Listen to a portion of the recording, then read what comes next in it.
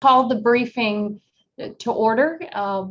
Before we start this briefing of the House Select Committee on the Climate Crisis, I know that we are all thinking about and sending prayers to our ranking member, Garrett Graves, and everyone in Louisiana and Mississippi grappling with the aftermath of Hurricane Ida. Right now, more than 1 million Americans in Louisiana and Mississippi do not have power or air conditioning in the oppressive summer heat. In fact, they said the heat index in the New Orleans area today was going to be about 106. And many don't have access to running water either. Hospitals that were already overwhelmed by COVID are now running on backup power. And then over on the West Coast, our thoughts are also with the brave first responders working to contain the deadly wildfires in California. That beautiful Lake Tahoe area that, as someone growing up in flat, hot, humid Florida, I always would look at the pictures of that beautiful Lake Tahoe area in Northern California and just it's refreshing just to look at, and had the privilege to travel there once or twice. So I know that they are doing everything they can to save lives and evacuate hospitals, homes, and entire communities. I mean, we are in a climate crisis, whether it's monster storms, wildfires, droughts, extreme heat, or flooding. Our communities are under threat, and that's why today's briefing is crucial. Understanding the science will help spur us to action to solve the climate crisis, as we hope to make progress in the coming weeks through the Build Back Better legislation. I know that you all have read the IPCC report and understand that we do not have any more time to waste. I agree with what was said. This report is a code red for humanity. We can act, though. We can act to save lives and livelihoods. Clean energy is less expensive than ever before, and we're committed to boosting resilience across America. It's why we're committed to strengthening the electric grid against climate impacts, to make sure Americans do not go without life-sustaining power after extreme weather events like we saw in Texas and now in Louisiana. The utility that serves Louisiana has said that that Hurricane Ida knocked out all 8 transmission lines that serve the New Orleans area. So we've got to invest in microgrids and backup power so hospitals can keep treating patients and saving lives after a disaster strikes. And just for everyday living, that we can rely on a clean and resilient power supply to power our lives. And it's why we're also focused on environmental justice, so we can improve the public health by cleaning up air pollution from fossil fuels. That's what we must do together as we build back better. So today's format is going to be a little bit different than a formal hearing. Here's how it will work. After hearing from our panel, I'll ask for those of you who want to ask questions to let me know, and then we can work down the list, alternating majority and minority, as we would in a hearing. So, and then we'll go into another round. We'll add anyone else who has another question after we get through the first group. So welcome to our panelists. Let me pull up your bios to read here, since I can't do it on the same screen that I have in front of me. Bear with me a moment. Okay.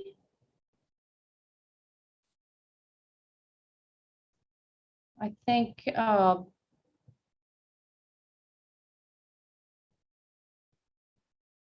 first let's see, Dana and Anna, did we have an order for our witnesses?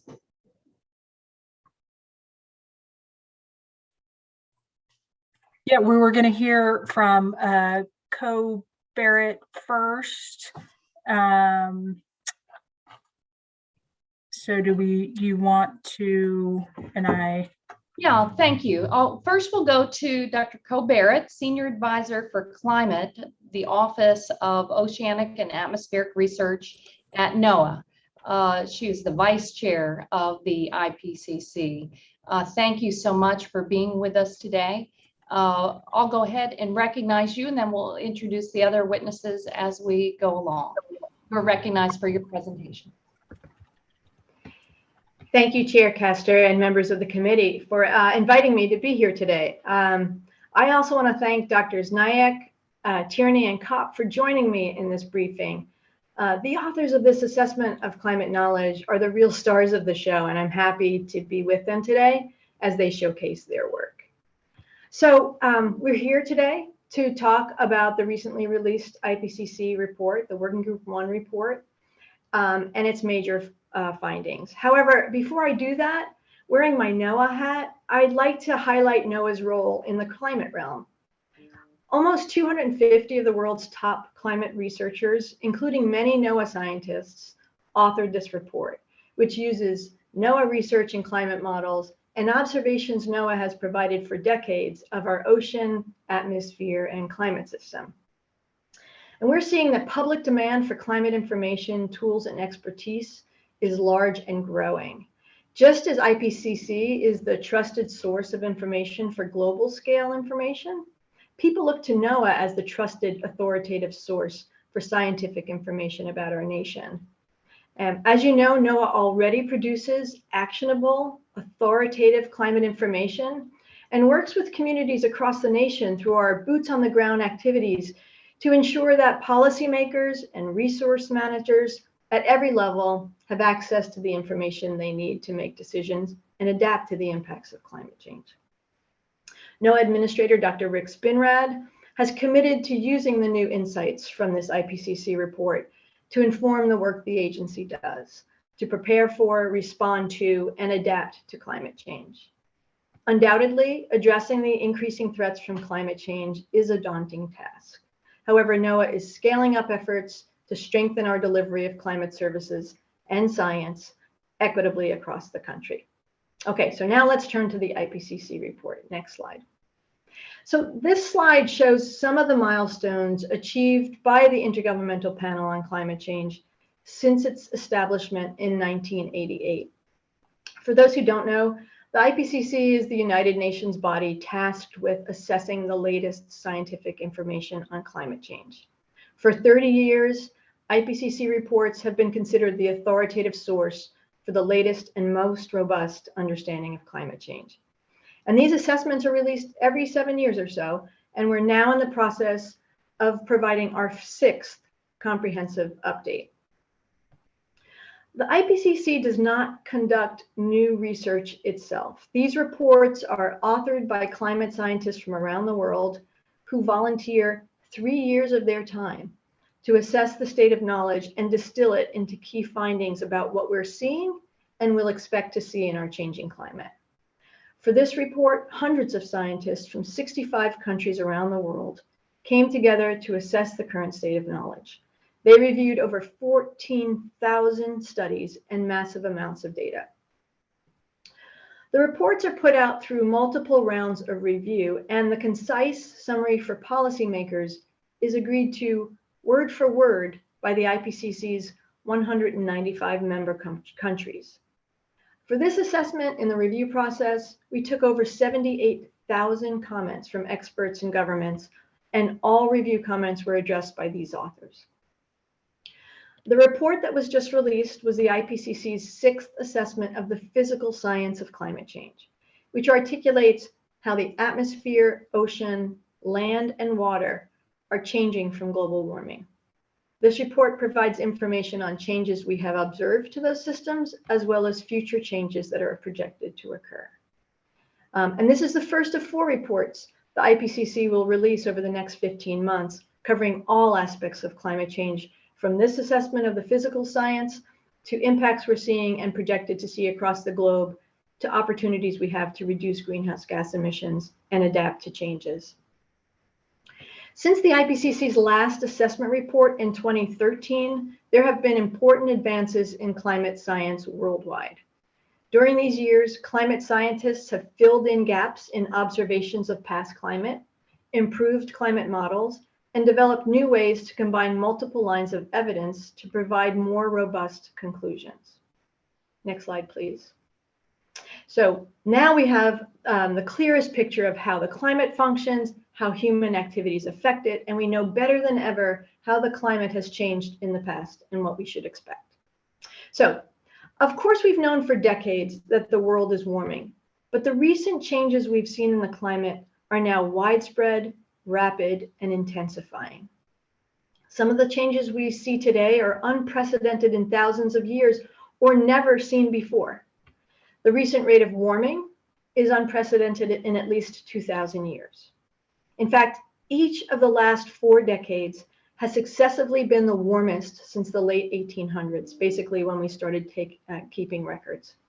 But temperature is not the only aspect that's being altered. Levels of heat-trapping gases in the atmosphere continue to increase quickly. Current CO2 concentrations are the highest they have been for at least 2 million years. Over the past 100 years, sea level rise has risen at faster rates than it ever did in the past 3,000 years. Summer Arctic sea ice area is at its lowest level in at least 1,000 years. And the retreat of glaciers on a global scale since 1950 is unprecedented in at least 2,000 years. And Dr. Kopp's presentation will go into these in greater detail. This warming we have already experienced has far-reaching consequences. Climate change is contributing to increases in extreme heat, heavy rainfall events, and drought. And in addition, fire weather, something we know quite a bit about lately, the combination of dry, hot, and windy conditions that's conducive to wildfire is becoming more frequent in many parts of the world, including the west of this country. And multiple changes are taking place in the ocean, which is warming, acidifying, and losing oxygen, affecting ocean life and the people who depend on it. Another major advance in our understanding of human emissions is how our emissions lead to specific changes in the climate. We know today that human influence is already making extreme events more frequent and severe. The advances in our understanding of how human activities are affecting the climate mean that today we can better estimate the changes we may experience from different amounts of emissions, different levels of warming, and across different regions. Climate change is already affecting every region on Earth in multiple ways. But climate change manifests differently depending on where in the world you are, and Dr. Tierney will cover these topics in her talk. Next slide, please.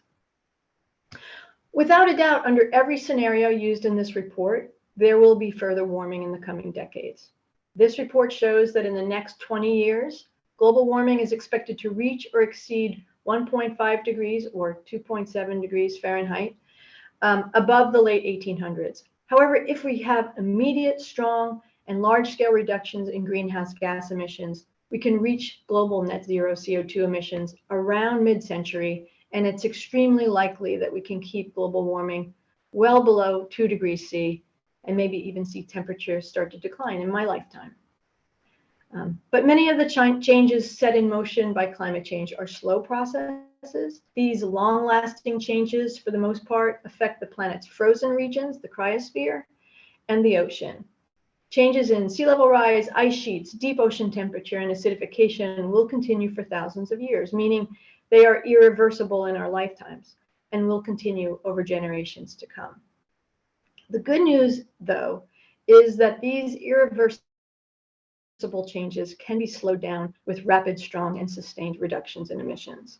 And other changes can be stopped if greenhouse gas emissions are deeply reduced. For example, retreating glaciers and Arctic sea ice will continue to decline for at least several decades, but these changes could be stopped or slowed if emissions are reduced.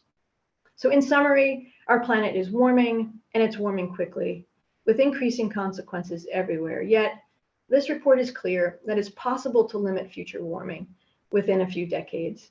The climate we experience in the future really depends on our decisions now. Thank you for your time and attention.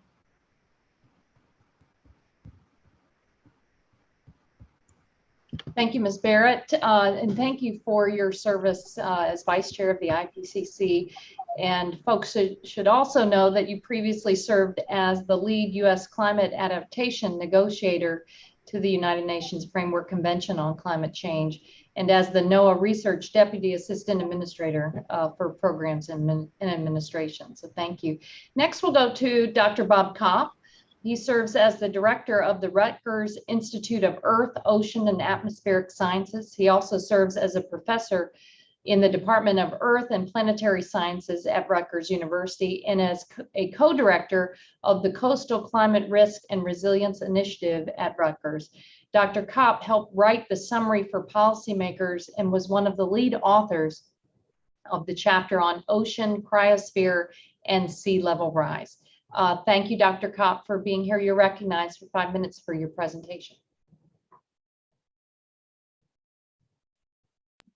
Thank you, Chair Castor. Chair Castor, committee members, thank you again for inviting me to speak today. As Chair Castor said, my name is Bob Kopp. I'm the director of the Rutgers Institute of Earth, Oceans, and Atmospheric Sciences and a professor at Rutgers University.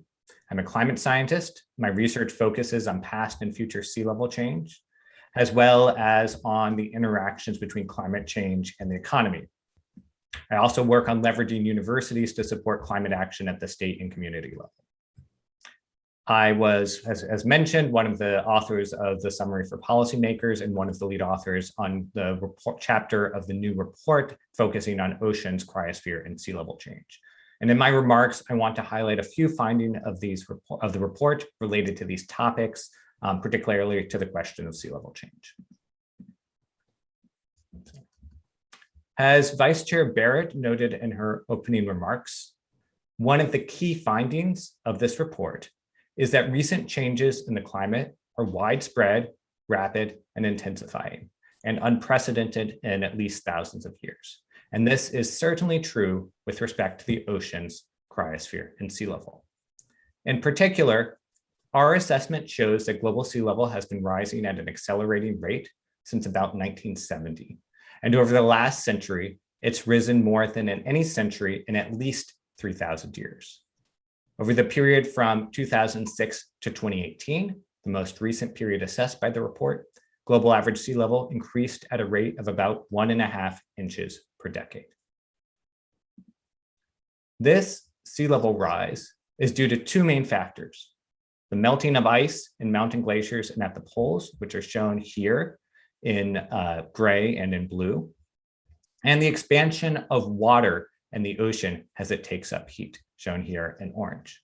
The rate of ice sheet loss in particular has increased by a factor of 4 since the 1990s, leading ice loss on land from the combination of glaciers and ice sheets to be the dominant contributor to global sea level rise since 2006.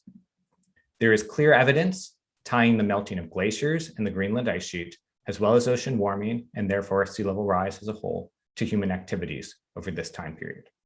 And this sea level rise has led to a near doubling in the frequency of coastal high tide flooding since the 1960s and many coastal slights around the world. As Vice Chair Barrett also noted, another key finding of the report is that there's no going back from some of the changes in the climate system, but by limiting warming. And again, this is true for the oceans and ice sheets and sea level. Sea level is going to continue to rise for many centuries to come, creating an escalating hazard for coastal communities. This plot here shows you projections of sea level change under the 5 illustrative scenarios examined in the report. Sea level through the middle of the century has been largely locked in. Regardless of how quickly we get our emissions down, we're likely looking at about 6 to 12 inches of global average sea level rise over the first half of the century. This compares to 8 inches over the period from 1900 to 2018. On average, this would increase the likelihood of what used to be considered a once in a century high water level in the recent past more than tenfold. But beyond 2050, sea level projections become increasingly sensitive to the emission choices we make. Under a business as usual 3 to 4 degrees Celsius warming trajectory, we're looking at a most likely sea level rise a bit over 2 feet through this century, which would be consistent with the acceleration of sea level rise we've seen over the last few decades.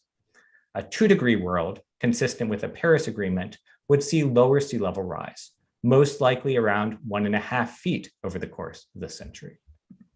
What's more, the more we limit our emissions, the lower the chance we trigger instabilities in the polar ice sheets that could substantially increase sea level rise.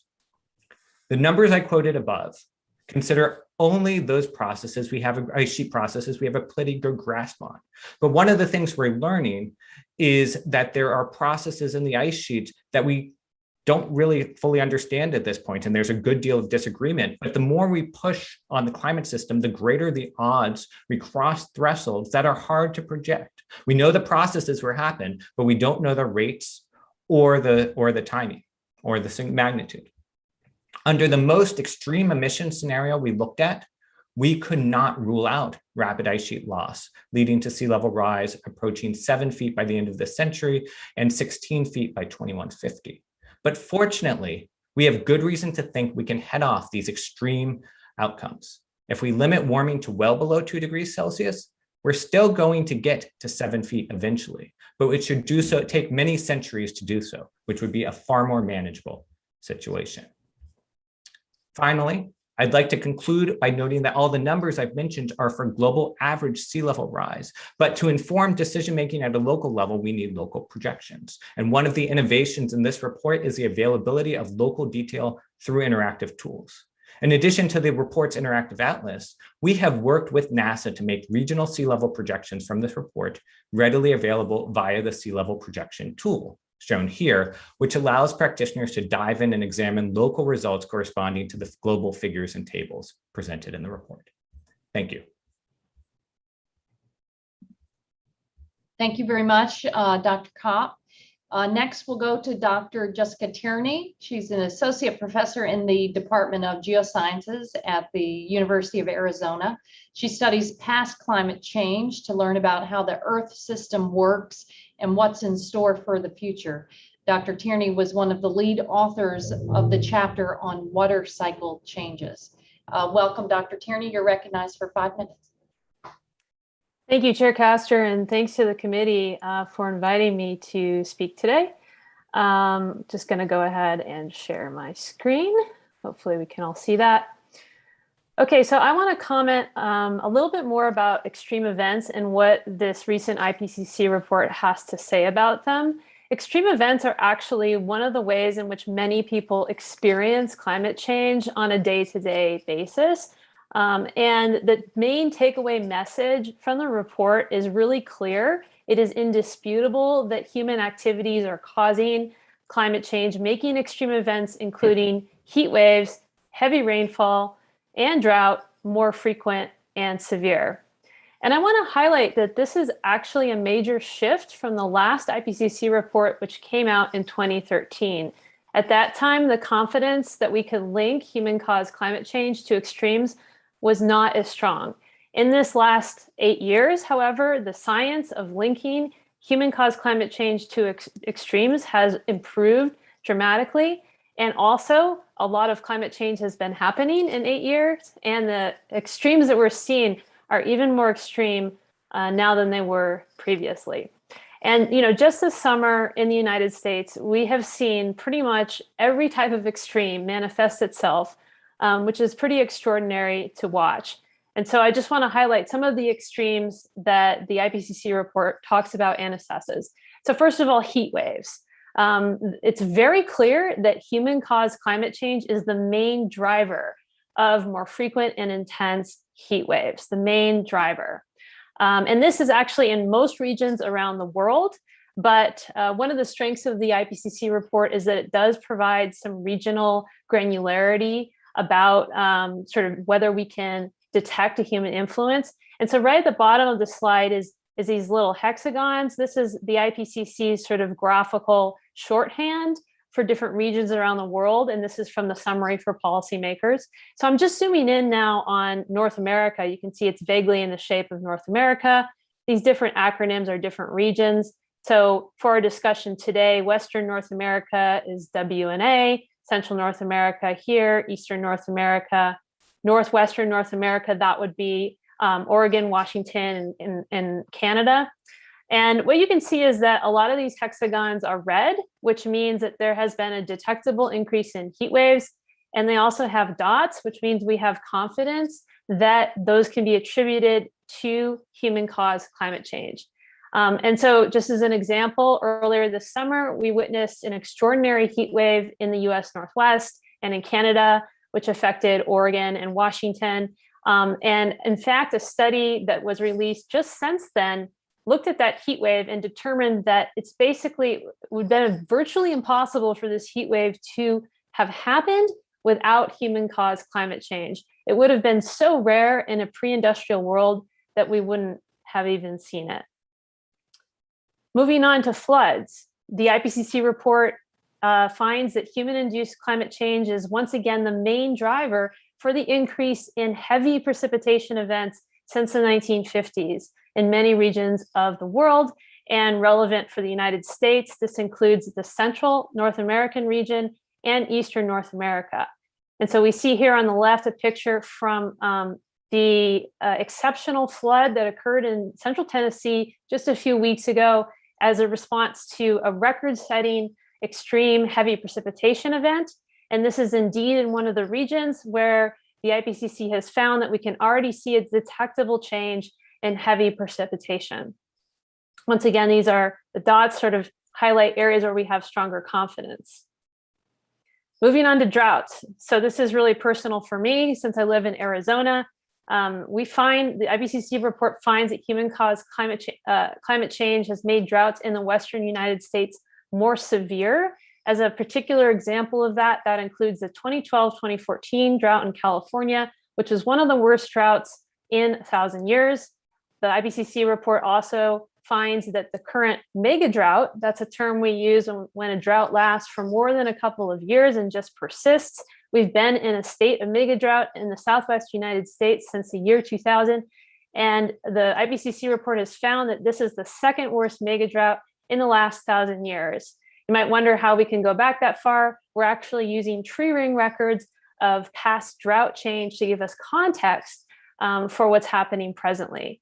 So you can see in our hexagons that Western North America stands out as an area where we have confidence that human-caused climate change has been contributing to drought. And as I'm sure you're aware, we are currently on the first ever water restrictions from the Colorado River, where water has already been cut, particularly to Arizona farmers. Fires.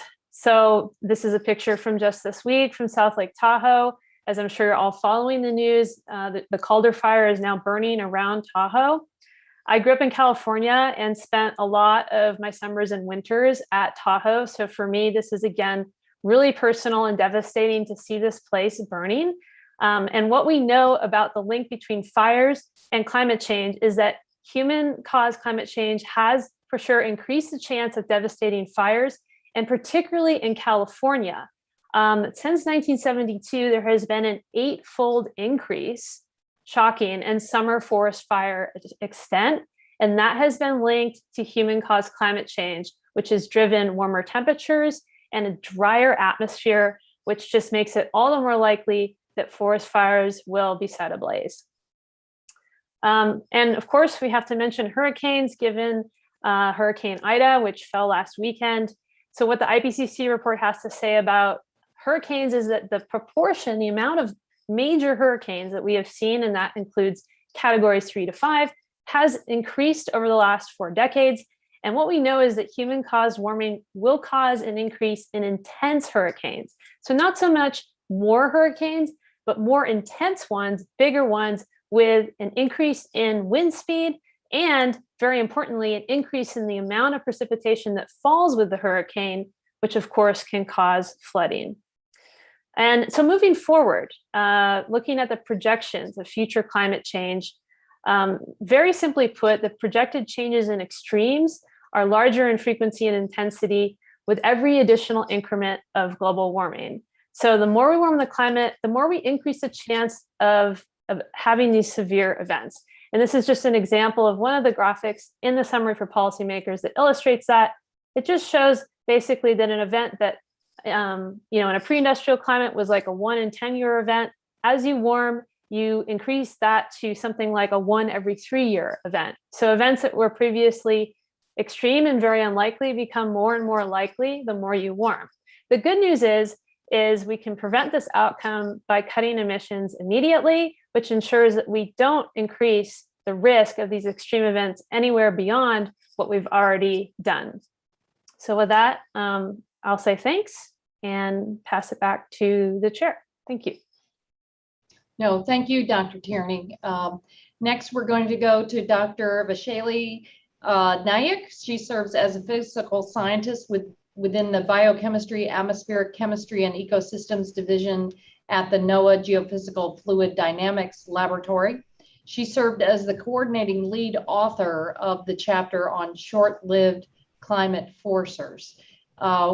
Welcome, Dr. Nayak. You're recognized for 5 minutes for your presentation.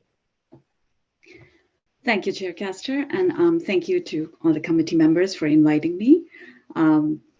So I was one of the coordinated lead authors in Chapter 6 of the new IPCC report, which focuses on short-lived climate forcers. In my remarks, I'll highlight a couple of points from the report focusing on methane, which is a short-lived climate forcer. So as Jessica noted in her remarks, and also as Vice Chair Barrett mentioned, a key finding of this report is that it is indisputable that human activities are causing climate change. Focusing more on this portion, we now have a much better understanding of how much human emissions of individual greenhouse gases, aerosols, and other human drivers have contributed to past changes in the global surface temperature. And this improved understanding, as depicted here in this figure, showing the individual contributions to observed warming over the 2010 to 2019 period relative to the mean 1850 to 1900 period, is showing here that CO2 emissions have contributed the most to observed warming, with methane emissions following closely. Additionally, changes in anthropogenic aerosols and their precursor emissions, which are also short-lived climate forcers, have led to cooling, partly masking the greenhouse gas warming effect. Both methane and aerosols contribute to air pollution with detrimental effects on human health and ecosystems. Methane affects air pollution via its contribution to the formation of ozone, which itself is a greenhouse gas, and at the ground level is an air pollutant, while aerosols contribute to particulate pollution. So looking a bit closely at methane, the report finds that atmospheric methane concentrations have increased by 156%, or a factor of 2.5, from 1750 to 2019.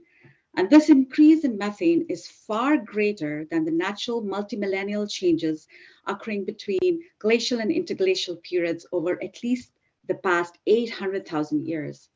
The report also finds that after a period of stable methane levels in 1999 to 2006, growth in methane since 2007 is largely driven by emissions from both fossil fuels and agriculture sectors.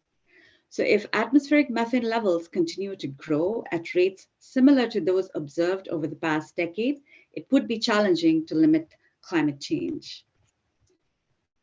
And this brings me to a key takeaway message from the report, and that is to limit global warming, strong, rapid, and sustained reductions in CO2, methane, and other greenhouse gases are necessary.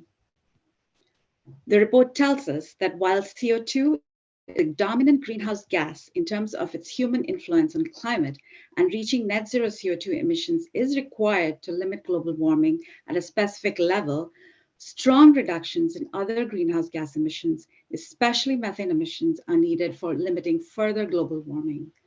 Based on the assessment of published literature and the illustrative future emission scenarios,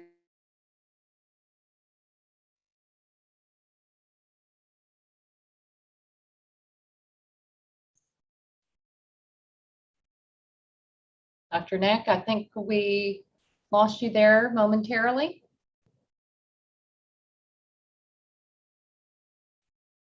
Hopefully we can get you back.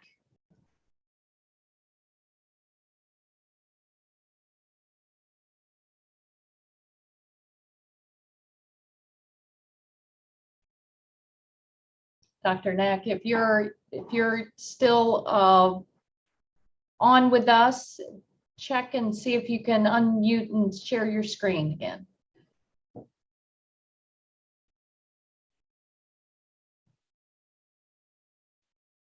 Because we all need to hear about methane's contributions here.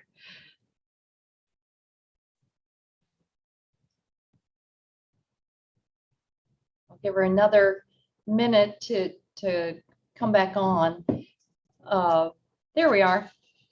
Good, welcome back. Thank you.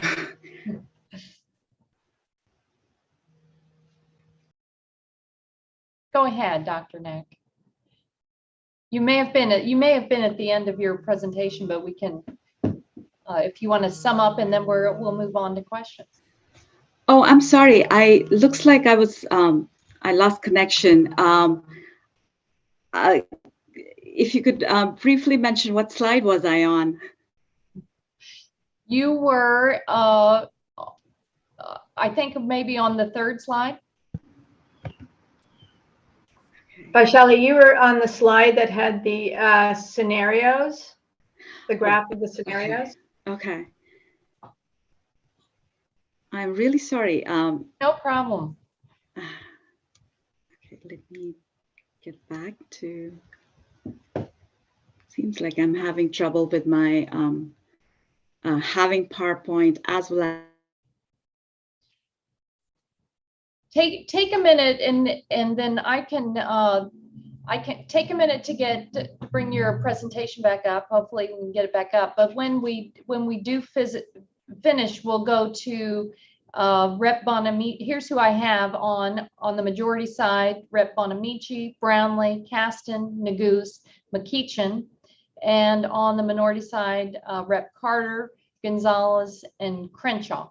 So we'll alternate. We'll start with Rep Bonamici, but we'll give Dr. Nayak an opportunity to finish her presentation. Go ahead. Looks like I can see your slide now.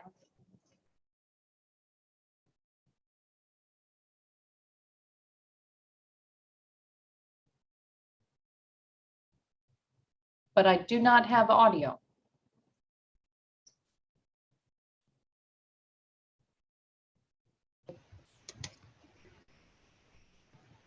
Do you hear me now? Yes. Okay, great. Thank you. So the report tells us that while CO2 is the dominant greenhouse gas in terms of the human influence on climate, and reaching net zero CO2 emissions is required to limit global warming at a specific warming level, strong reduction in greenhouse gas emissions are needed as well, including methane emissions for limiting further global warming. Based on assessment of published literature and the illustrative future emission scenarios shown here to your left, this report finds that cooling from deep, rapid, and sustained reductions in methane could partially counteract any future warming from reductions in aerosols. And further, these reductions in methane and aerosols will lead to additional benefits of improved air quality. So in summary, this report highlights a combined approach to tackle air pollution and climate change simultaneously, with methane playing an increasingly important role. Thank you. Thank you very much. Now, I want to thank all of our presenters. You've really laid it out in very sobering terms. To note, there's no turning back. There's no going back. I mean, that's pretty. If that doesn't motivate policymakers to act with urgency, I don't know what will. And hopefully we can talk about some of the silver linings here, some of the things that we have to do, some of the things that we can do moving forward. So let's move on to member questions. First, we'll go to Rep Bonamici of Oregon. You're recognized for 5 minutes. Thank you so much, Chair Castor, and thank you for hosting the briefing, but thank you to all of our presenters for being here today, but for your important work with the IPCC. I just want to acknowledge the devastation, start by that with Hurricane Ida, and my thoughts are with Ranking Member Graves and all the people of Louisiana and the surrounding areas as they navigate the devastating aftermath of that extreme weather event. We know that for decades, scientists have published study after study documenting the clear connection between human activities and anthropogenic climate change. And, the science is clear, demands immediate action, and this IPCC report represents the latest and we know most comprehensive effort to quantify the science of climate change. And thank you for the clear statement that it is unequivocal human activities have caused climate change. I've been on the select committee since it started in the last Congress, but I've been on the Committee on Science, Space, and Technology for close to a decade. And I have to say how important it is to have this statement from the IPCC. I'm going to start with Dr. Tierney. Over the past 50 years, we've had heat waves in the United States that have now are occurring 3 times as frequently as they did in the 1960s and lasting nearly 50 days longer. I noted that the picture in your presentation was from Portland. This IPCC report finds that heat waves have intensified, become more frequent. Some extreme heat events would not have occurred without human influence. And as we know, in June, the Pacific Northwest experiences record-breaking temperatures that tragically contributed to the deaths of more than 100 Oregonians. The effects of extreme heat don't affect everyone equally, as we know. People of color, less educated, lower income Americans disproportionately bear the brunt of record-breaking temperatures. And if we do not take aggressive action to meaningfully reduce greenhouse gas emissions, we will have these same populations continuing to suffer more than their white, wealthier neighbors. So is there research that could help policymakers more effectively mitigate the disparate effects that heat waves have on environmental justice communities? Yeah, so in this report, we really focus on, the scientific basis of sort of our understanding. And what's very clear is that the warmer the climate is, the more intense, the worse heat waves get. And it's very simple. The world gets warmer, you're going to have more intense heat extremes. And we've already seen that manifesting, as you said. In terms of, working with local communities, it is absolutely a climate justice issue.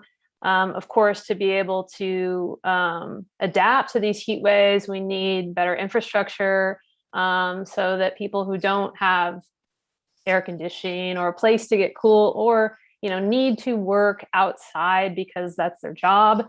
Farmers, for example, we need to think about creative ways that we can provide relief as people are facing extreme heat. And even now in New Orleans, because the power is out, there's everyone is now sitting there in a heat index of 106. And so we need to think of, I would say, to think of solutions that can help people deal with these heat waves so that we don't see the outcomes, that we've seen so far. Unfortunately, the things that have happened in Portland and also in Canada. Right. We had tragically a farm worker die in the fields during that heat wave. And also, a lot of houses here in the Pacific Northwest weren't built with air conditioning. We never used to need it. And I'm going to move on to Vice Chair Barrett and also ask Dr. Kopp. Northwest Oregon's, we have this rich network of rivers and tributaries, marshes, and estuaries, and I represent the North Coast here in Oregon. We have an opportunity to really harness the potential of green systems, of carbon sequestering ecosystems. But unfortunately, we've lost a lot of the blue carbon ecosystems, mangroves, seagrasses, kelp forests, tidal marshes. And that's resulted, of course, in the release of carbon and greater warming. So I've introduced the Blue Carbon for Our Planet Act, a bipartisan bill that will help strengthen our federal research on blue carbon, improve protections for existing blue carbon ecosystems, and help restore and expand degraded blue carbon ecosystems. So what does the IPCC report, when you look at sort of the best and worst case scenarios, what does that mean for blue carbon ecosystems, and what is the potential there? Representative Bonamici, I'll start and then maybe we go to Bob. The potential for blue carbon or the sequestration of carbon in marine or coastal ecosystems was not covered explicitly in this report. It will definitely be covered in the report that will be released in March of next year.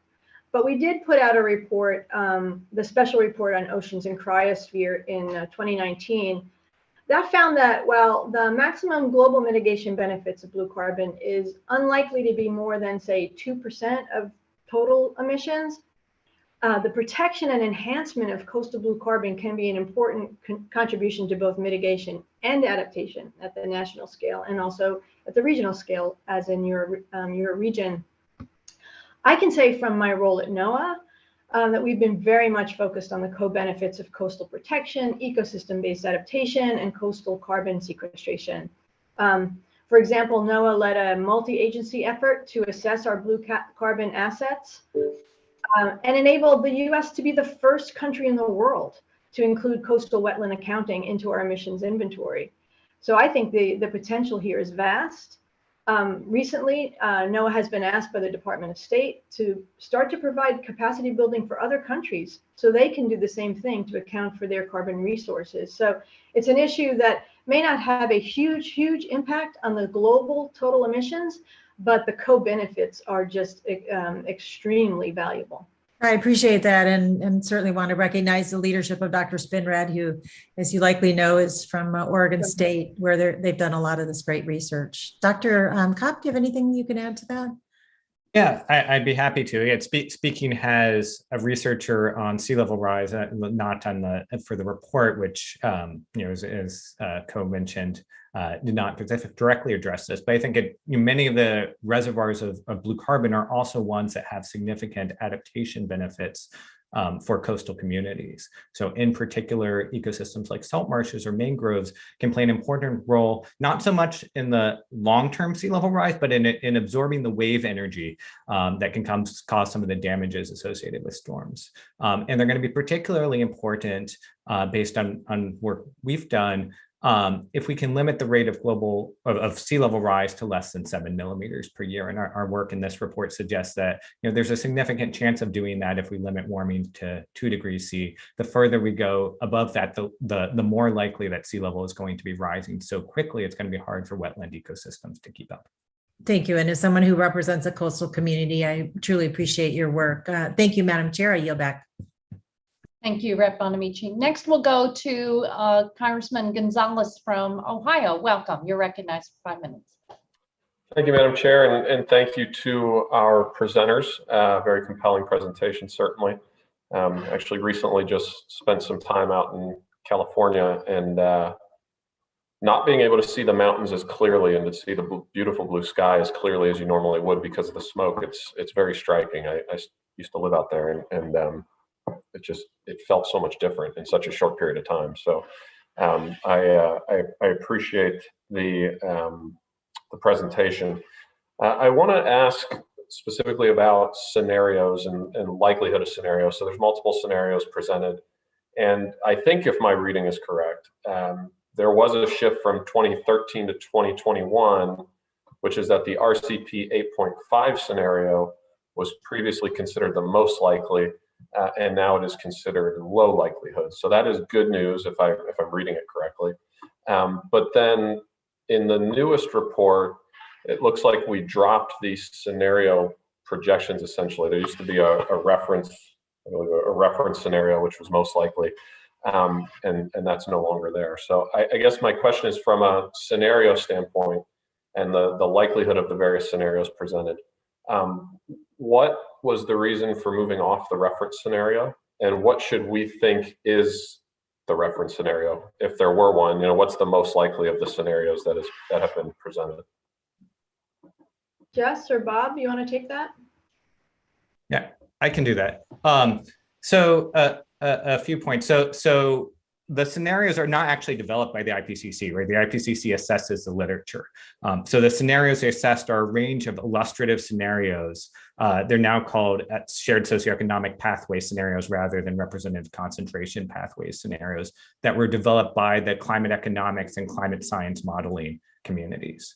And they're intended to be illustrative scenarios spanning a range from a very sharp emissions reductions that's sort of consistent with 1.5 degrees C to a world of sustained emissions growth. RCP 8.5 was not identified as most likely in the 2013 report. It was, in fact, if you go to the original scenario set was designed to be around the 90th percentile of reference scenario. So it was always intended to be an upper end scenario. This report itself does not address the likelihood of different scenarios. That will be addressed in the mitigation report that will come out in March. But other studies suggest that sort of current policies would put us on a trajectory towards about a 3 degrees Celsius world. And one of the new features of this report is that we aren't simply organizing the results based on these forcing scenarios, which can unfortunately turn into this jargon of acronyms and numbers, but also presenting results indexed by warming levels. So, if one were to ask me, and again, this is something that the Working Group 3 report would address, not the Working Group 1 report, I would say we're sort of roughly on a 3 degrees Celsius trajectory today, presuming there aren't feedbacks that are at the higher end of what we think they might be. Great. Thank you. That's very helpful. And then that was my main question, was around scenario analysis. I do want to, I don't know if we can submit things for the record in this, but if so, I would draw folks' attention to America's Power, a brief update on China's coal fleet, which came out August 31st, 2021. And just to give us a sense of the scale, I don't know if you can see that, but just how many more coal plants China has and how much more capacity they have. Basically, what are we looking at? China's coal fleet would be 6 times the size of the US coal fleet if capacity under development is completed. As just a reminder, while we scale down our carbon emissions, the Chinese are scaling up. And so if we want to get serious about this, we have to take on China. I think there's a human rights component to that, of sort of moving some of the solar production back, but then also just being realistic about where the bulk of the pollution is going to come from in the coming years. So with that, thank you for the briefing, and I yield back.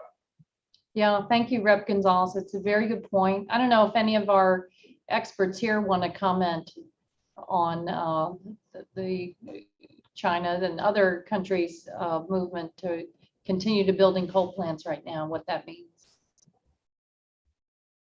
Well, I'll just say that's not really kind of in our remit as climate scientists, but it is clear from our report that a global effort, a large-scale global effort, will be required to limit greenhouse gas emissions. Thank you. Okay, next let's go to Rep. Brownlee from California. You're recognized for 5 minutes.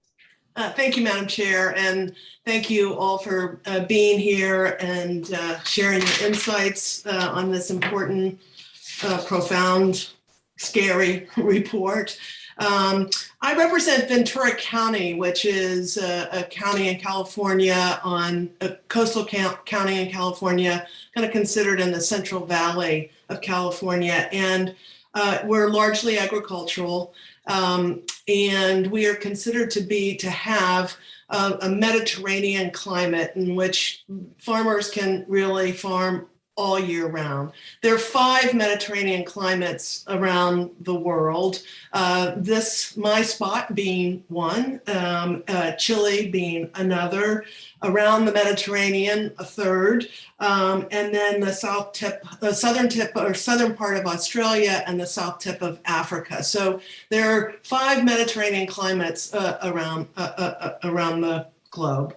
My county in 2017, we had the Thomas Fire, which in 2017 was the largest fire in California's history. It is now the 9th largest fire in California's history, which is a pretty scary statistic. So I guess my question is in what you're looking at in terms of drought and warming and all of these things, is there a way in which to sort of isolate Mediterranean climate? My district, we're not the bread basket of the country, but we're the fruit and vegetable basket of the country. It's pretty important. And so I guess my question is there a way in which to sort of isolate these areas and identify the impacts relative to the sort of global impacts that are that you've highlighted in the study? I don't know. Yes, I think that might be you, Jess, if that's a Yeah. question you can answer. Yeah, absolutely. In fact, in my chapter on the water cycle, we spent a lot of time assessing Mediterranean climates, those regions that you highlighted, including Southern California. And we can actually make some statements about those climates that are true, sort of both in Southern California and the Mediterranean, Chile, and so on. And one of the things about those climates is they are hotspots for climate change. And the reason is that they're very vulnerable to drought. So in many of those regions, including California, Western North America, and the Mediterranean, we have confidence that humans have already contributed to more severe droughts in those regions. We also see signs of a human signature emerging in Chile and southwestern Australia. And of course, if we shift to South Africa, there was a human fingerprint on the Cape Town Day Zero drought, which almost completely resulted in the depletion of the water supply there in South Africa, and was averted in the end. And one of the things that has really shifted about our science of understanding why these regions are so vulnerable to drought is that it's not necessarily from lower precipitation. Of course, you do need less rainfall to have a drought by definition. But what's making droughts so much worse in Mediterranean climates is actually high temperatures. So it turns out that just as the climate gets warmer, the atmosphere gets thirstier and it starts to evaporate more water out of the soils, and basically drying out the soils. And so this is obviously really important for agriculture. And so you can get a really severe drought happening from just sort of a moderate decline in rainfall. In a pre-industrial world, maybe that decline in rainfall wouldn't have resulted in such a severe drought, but now with a warmer atmosphere, it does. And so we call this phenomenon hot drought, and hot drought is definitely already affecting Western North America, the Southwest, Southern California, and the Mediterranean. I will add parenthetically that my county is also the warming up faster than any other county in the lower 28. So, Madam Chair, if I can ask one more question. So on the methane issue, I didn't quite understand the graph, if I understood it correctly, but it seemed as though the measurement of methane was sort of flat up until 2006, and then really escalated from there. So I don't understand why it was flat and then made this big jump. If you could explain that to me. And then yesterday, there were a few of us on a call with senators trying to figure out, this budget that's coming up and what we can do around climate. And one of the questions, was about tracking, and tracking methane. And some were saying that the EPA's method of tracking is not a very good way of tracking, that it doesn't it captures about 25% of the methane. So I'm curious to know why the upward shift and how you measured methane. Thank you, Congresswoman.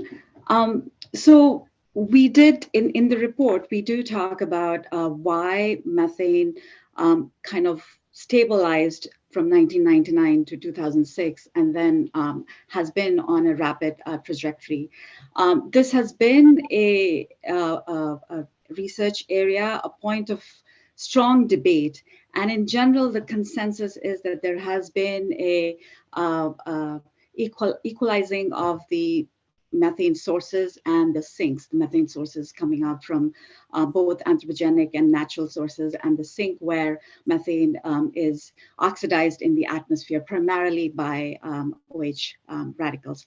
So so the general consensus is that there is a balance. There has been a balance between the sources of emissions and the sinks.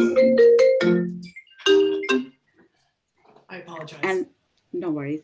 And the sinks of methane over this period. And then this rapid increase in methane from 2007, the consensus in the report is that this is being driven by emissions from fossil fuels and agricultural sectors primarily, although there is medium confidence in these, the drivers of methane increases from fossil fuel emissions and agriculture, partly because there might be some contributions from natural emissions of methane coming out from wetlands. There's data showing that the natural emissions might be also increasing in response to changes in climate.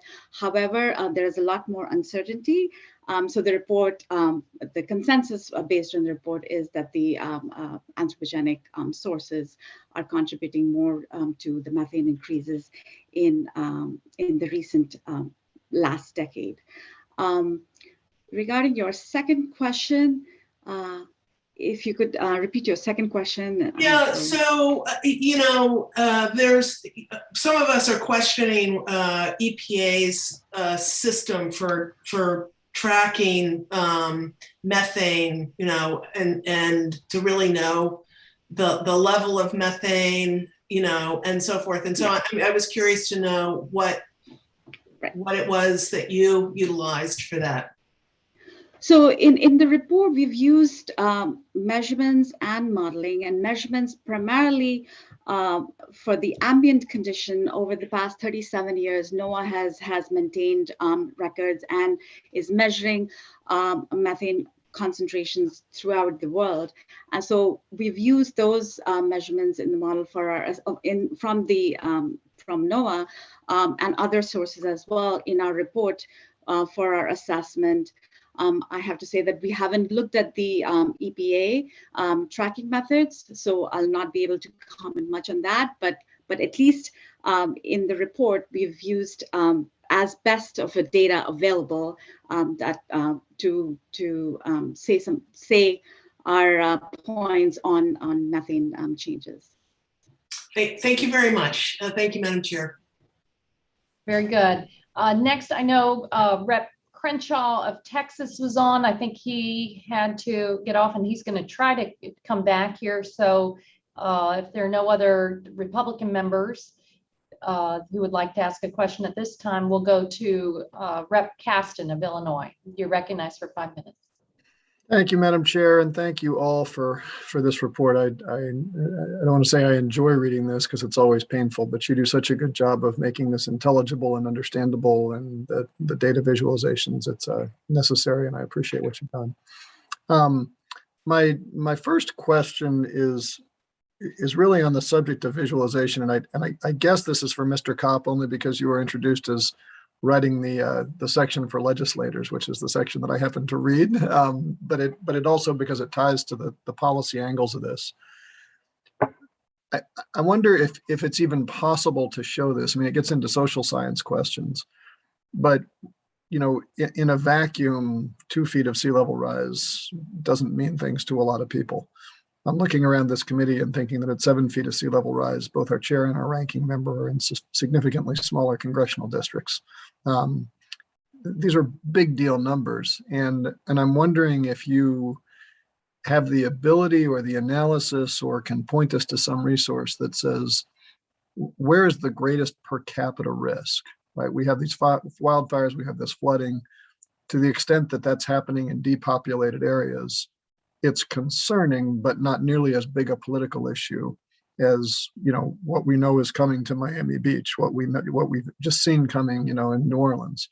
And I'm wondering if you have some way to help us quantify, so that we can say where is the biggest sort of pain to human beings, and therefore where do we need to be thinking about the greatest political pressure on this. And I realize that's a big, expansive social science question, but I'd welcome your thoughts on how we as policymakers should be thinking about that.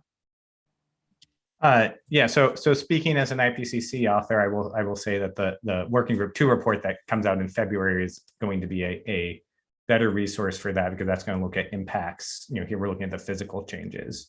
However, I also serve as one of the directors of the Climate Impact Lab, which is a collaboration between Rutgers, Berkeley, University of Chicago, and Rhodium Group that works on economic analysis of climate change.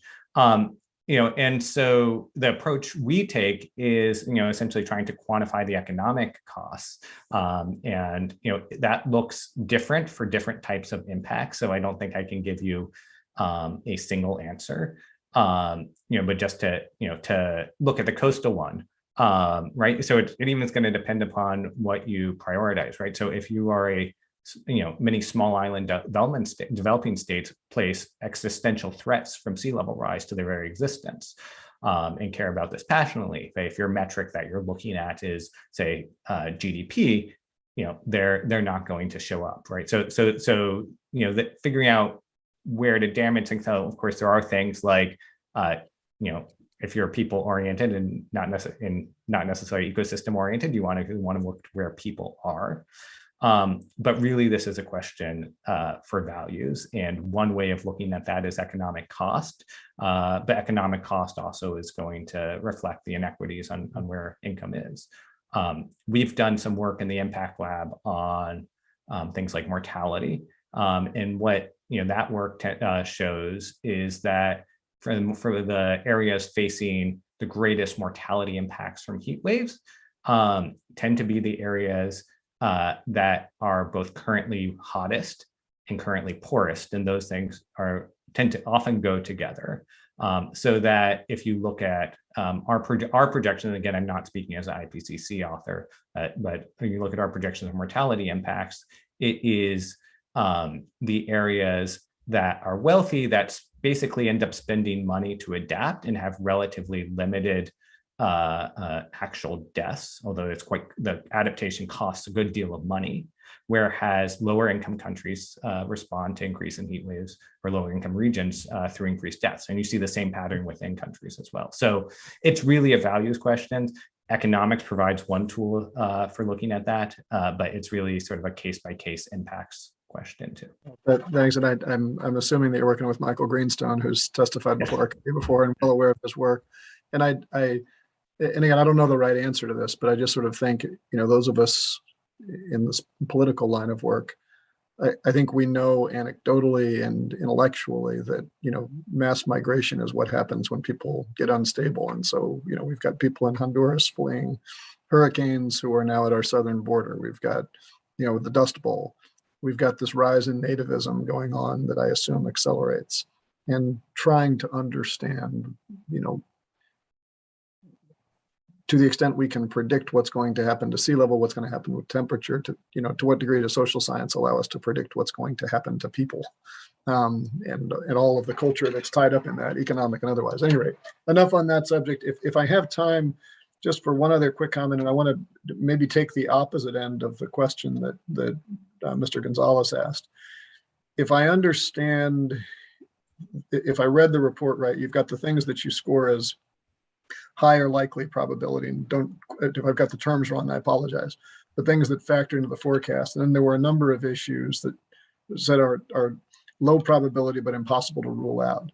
So, the total collapse of the Arctic ice sheet, mass was in there, and it was helpful in the presentation you all just went through to sort of talk about what happens if we do actually have mass collapse of the Arctic ice sheet.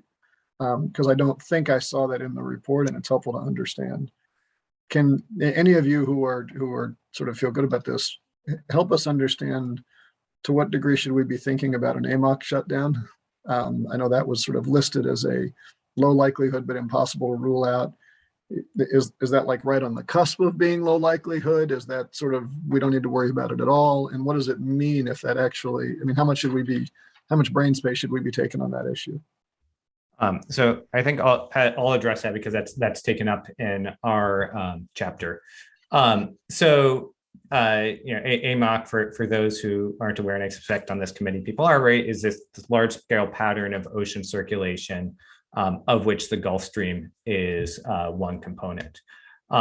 And what this report finds is that one, paleoclimate evidence, which is the sort of work that Dr. Tierney does and I do as well. The study of the past tells us that this over-circulation system has changed rapidly in the past, and we do expect it to weaken over this century, but that's different than a collapse. If it were to collapse, it would make Europe warm more slowly. It would increase sea level rise along the US Atlantic coast, and it would shift storm tracks and monsoons in a way that would impact things like agriculture. And the assessment of this report, though, is that most evidence indicates that such a collapse will not happen in this century, even under the highest emission scenario. That said, the level of confidence in that is a little bit reduced from the fifth assessment report. So I think that there is a little bit more mixed evidence at this point than there was in 2013. Thank you. Thank you, Rep. Caston. I think it's my turn to go ahead. We had a couple of other members on the line, but they've had to move on to other appointments. So kind of following up on what Rep. Brownlee was focused on methane, I think there has been an awakening to the fact that when we're talking greenhouse gases and reducing pollution, it's not, we just can't put all of our eggs in CO2. Methane plays a very significant role here. And Dr. Nick, thank you for highlighting that. In our the committee's report, our climate crisis action plan we released last year, we recommended that in the US, we reduce oil and gas extraction by 90% by the end of the decade to help reduce methane and CO2.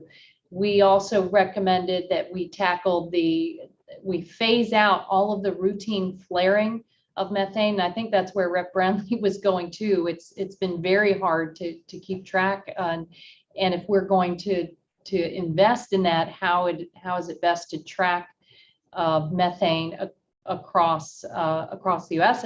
but across the globe. We did, the Congress in the House, we did pass a bill a few weeks ago where we voted to repair methane leaks, but I mean that's the real low-hanging fruit here. It's really the much more important methane controls and phase out over time. But I kind of want to go back, Dr. Nick, to how can we best measure methane to make sure that we truly are making progress? And we know we need to do it in the ag sector as well. One of our recommendations was a lot of research and development in the ag sector and livestock feeds and things like that. But what advice? I think I'm going to go back to you to say we need some more advice on how to track the reductions in methane.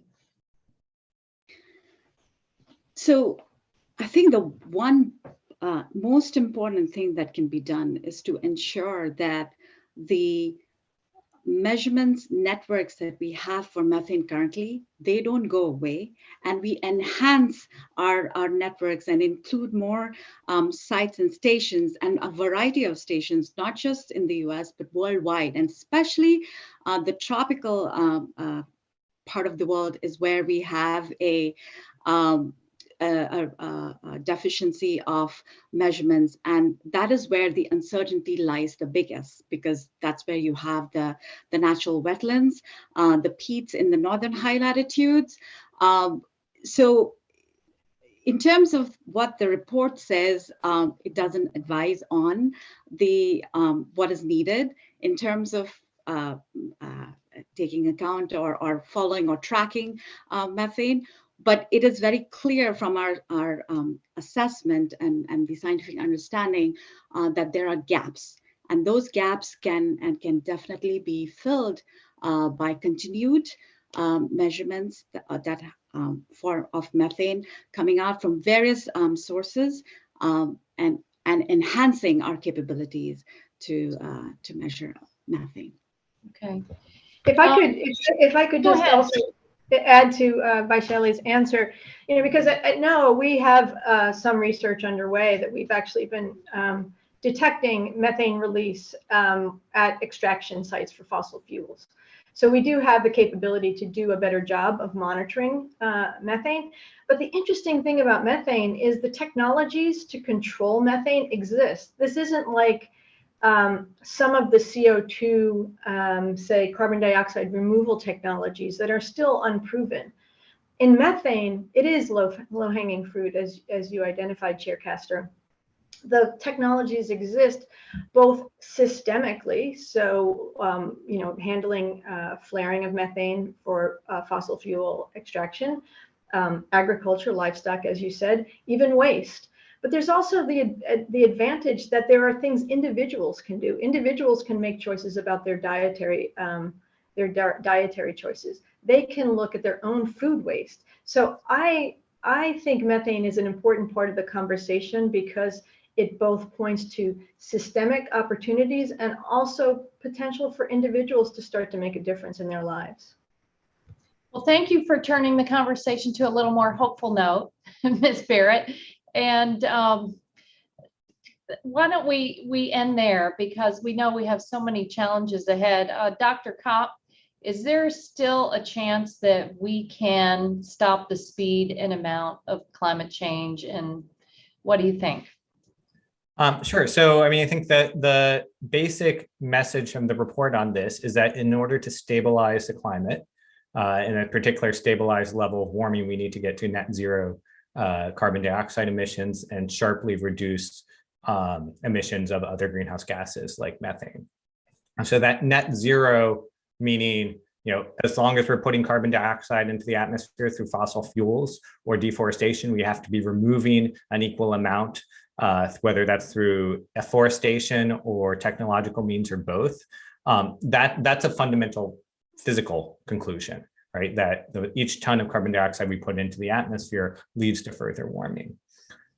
With sea level and the ice sheets, the story is not quite as clean. It's not that there's what we would call a zero emissions commitment. If we were to stop emitting today, we would still get sea level rise for many centuries to come. But we can have a lot of effect both on how fast that sea level rise comes, how much it comes. Right. So if we, in a 5 degrees Celsius world, if you look at 2000 years, our assessment is that we are looking at, tens of feet of sea level rise, whereas you're looking, in a 2 degree world, maybe around closer to 10 feet over 2000 years. Right. So we can control how much and how quickly, and also, we can cut off or drastically reduce the risk of some of these low likelihood, high impact outcomes like rapid loss in Antarctica, right? So as I said in my opening remarks, under the highest emission scenario we looked at, we couldn't rule out sea level rise approaching 7 feet in this century, but the same sort of analysis tells us that in a world where we limit warming to 2 degrees Celsius, maybe we would be pushing more like 3 feet in this century. So, we can, even for the slowest responding parts of the climate system, we can still control how fast and how large the ultimate changes are. And Dr. Tierney, do you agree, or what do you add to that? Yeah, I'll just add that on the side of the atmosphere and the extreme events, the good news is that the atmosphere responds instantly to the change in greenhouse gas concentration. So if we're able to cut emissions and even start to, towards the end of the century, bring CO2 levels down a little bit, we will actually, immediately reduce the chance of severe extreme events. So that's the good news, is that the more we cut, the more we avoid having to deal with more intense heat waves, hurricanes, heavy precip, and so on. Well, we better get going. Dr. Knack, you agree? I agree. Methane provides a way to control near-term warming, and along with CO2, which is of course important for the long term, reducing methane definitely becomes more important to help deal with the near-term warming that might be more exposed as the aerosols decline as well because of air pollution concerns. So yes. So Ms. Barrett, you've been at this for a while. Policymakers need that. If this report doesn't push us to be as ambitious as possible, bring all the tools we have to bear at this global problem with the U.S. leadership, I don't know what will. But do you agree there is hope? There's still a chance to stop the speed and amount of climate change? Yeah, I mean, I've been working on climate issues for 25 years, and if I wasn't an optimist, I wouldn't still be in this field. But I think there is hope. I think there is a pathway. to making change. And I'm hearing from global leaders that there is a growing commitment to do so. We have a big meeting coming up in November where we'll get a chance to see how world leaders are responding to the science that we will deliver to them in Glasgow. And I'm also really hopeful because I interact a lot with the youth across the world. They are carrying the mantle for climate science and using that to spur action for their generation. And unfortunately, we've put a lot on their shoulders, but I see them being very involved and very creative in helping to push for solutions. I agree. We have a moral responsibility to our children and future generations to do this. In fact, the first opening committee hearing of this committee last year, we highlighted youth leaders and their voices. And now, probably weeks before the Congress acts on the most ambitious Build Back Better climate package, we're hearing from you directly from the scientists following this very sobering IPCC report. So I want to thank all of you for your work, your informing policy as you intended to. And I want to thank all of the members and professional staff on the Zoom today. And let's get to work. Thanks everybody for being here.